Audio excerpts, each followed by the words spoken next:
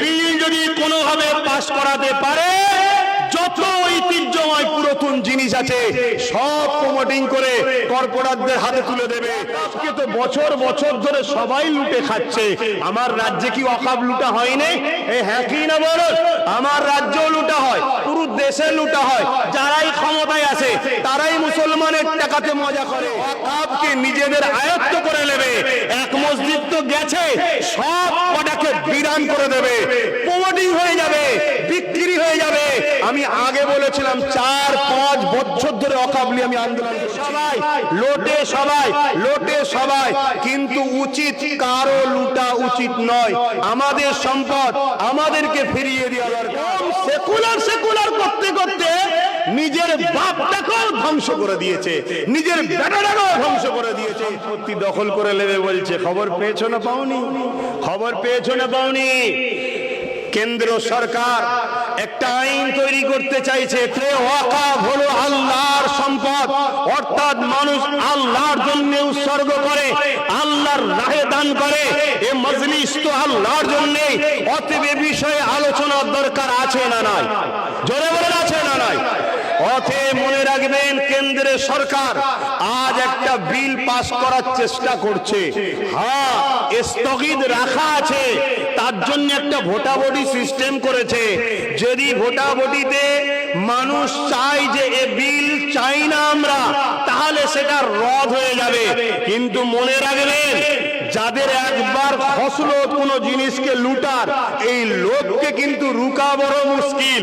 আজ নাই আপনি ভোটাভুটিতে রুকে দেবেন, যার ফসল ঢুকেছে ও পরে কোনো না কোনো কায়দায় ঝাড়ার জন্য চেষ্টা করবে।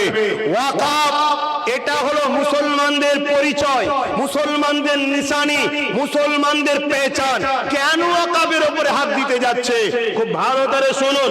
ওয়াকফকে তো বছর বছর ধরে সবাই লুটে খাচ্ছে। আমার রাজ্যে কি ওয়াকফ লুটা হয়নি? হ্যাঁ কি না বলো? আমার রাজ্যেও লুটা হয়, পুরো দেশে লুটা হয়।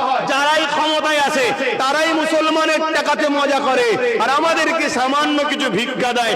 আমরা ওই ভিক্ষা পেয়েই বড় খুশি, বড় বাহবা দিতে থাকি। এই তো খুব ভালো, খুব ভালো। লোটে সবাই, লোটে সবাই, লোটে সবাই, কিন্তু উচিত কারো লুটা উচিত নয়। আমাদের সম্পদ আমাদেরকে ফিরিয়ে দেওয়া দরকার। মুসলিম গরিব ছেলেদের পড়াশোনায় কাজে লাগবে, মুসলিম গরিব মেয়েদের চিকিৎসা, বিবাহ, পড়াশোনায় কাজে লাগবে।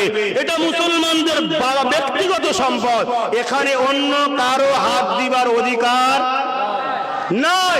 কিন্তু দুর্ভাগ্য, দুর্ভাগ্য, পাওয়ারে বসিয়েছি তো ওদেরকে, ওরা কোনোদিন চাই না আমরা মালিক হই, সম্মানিত হই, ভিআইপি হই, ধনী হই।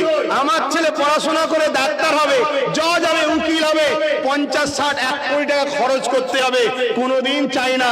তাই ভিক্ষা দিয়ে বাকিটা লুটে লায়। কিন্তু আজকে কেন্দ্র সরকার একটা বিল করার চেষ্টা করছে। হঠাৎ করে বিলটা কেন করতে চাইছে? কখনো মাথায় ঢুকিয়েছেন? আরে যুগ যুগ ধরে তো করেই খাচ্ছে, ঝেড়েই খাচ্ছে, তো বিল কেন করছে? বিল করার পিছনে একটা কারণ আছে, আমার ক্ষুদ্র জ্ঞানে বলছি শোনেন, যেটা আজ পর্যন্ত কেউ আলোচনা এখনো করছে না। আমার ক্ষুদ্র জ্ঞানে বলছি কি, এই দেশে মুসলমানদের কোনো অবদান নাই এরকম বলা হচ্ছে না, হয়নি?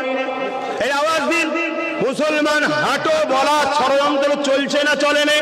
কিন্তু 1000 বছরের মসজিদ আমাদেরকে পেহচান দিচ্ছে, পরিচয় দিচ্ছে যে 1000 বছর ধরে মসজিদ রয়েছে, 1000 বছর ধরে এখানে আমার বাপ দাদু ছিল, 1000 বছর ধরে ভারতে আল্লাহু আকবার, আল্লাহু আকবার হয়েছে, আশহাদু আন্না মুহাম্মাদুর রাসূলুল্লাহ হয়েছে।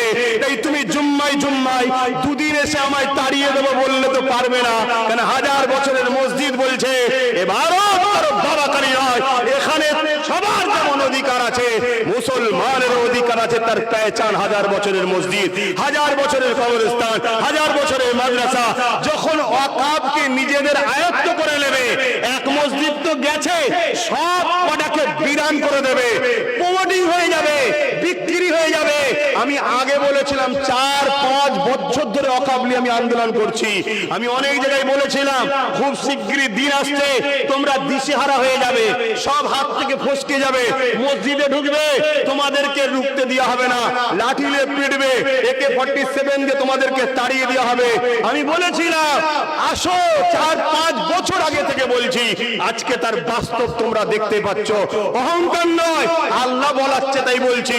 আজকেও বলে যায়, এই বিল যদি কোনোভাবে পাশ করাতে পারে, যত ঐতিহ্যময় পুরাতন জিনিস আছে সব প্রমোটিং করে কর্পোরেটদের হাতে তুলে দেবে, সব বন্ধ করে দেবে, দিয়ে আমাদেরকে বলবে যে তোমাদের তো জুম্মাই জুম্মাই 1 সপ্তাহ গজিয়েছো, হাঁটো আর না হয় গোলাম হয়ে থাকো। এটাই হলো এদের মূল লক্ষ্য। এ কথা বুঝছেন না, বোঝেন না? এবারে কি হবে বন্ধু বলেন, আব্বা জানেরা কি হবে বলেন? জলসায় চিল্লে কি হবে? যেখানে বিল পাস হচ্ছে ওখানে আমাদের কই? হ্যাঁ, বিল ছিঁড়ার লোক কই? একটা দুটো আছে তো, বাকি সব তো বাবা সেকুলার। এ কম সেকুলার সেকুলার করতে করতে নিজের বাপটাকেও ধ্বংস করে দিয়েছে, নিজের বেটাটাকেও ধ্বংস করে দিয়েছে। আরে সেকুলার কাকে বলে? নিজেকে আত্মহত্যা করার নাম সেকুলার নয়। সেকুলার হলো কারোর উপরে জুলুম নয়, আর নিজেরটাকেও কেড়ে নেবে ছেড়েও নয়। কথা আমাদের ঢুকছে না? ঢুকে না? অন্যায় অন্যায়, সে যে কোনো জায়গা থেকেই হোক না কেন, এ চোখ কোনো অন্যায়ের দিকে তাকাতে পারে না, এ হাত কোনো অন্যায়কে সাপোর্ট করতে পারে না, সে রাজ্য কারো উপরে হোক, অন্যায় অন্যায়। অতএব এতদিন সবাই খাচ্ছিল কিন্তু পুরো আত্মসাৎ করেনি। ও দেখছে আরে পুরো বিল করে কেড়ে নিয়ে সবকে মিলিন করে দে, নিশ্চিহ্ন করে দে, পেহচান পত্র রাখিস না কেন, ভোটার কার্ড, আধার কার্ড, প্যান কার্ড, বলবে এই ব্যাংক কি জালিয়াতি, কিন্তু 1000 বছরের মসজিদকে তার জালিয়াতি বলতে পারছে না, 1000 বছরের কবরকে তো জালিয়াতি বলতে পারছে না। আরে আমার বাপ দাদুর কবর যদি এখানে হয়, তাহলে আমরাও 1000 বছর ধরে এখানে আছি, পরিচয় ঠিক না বেটি?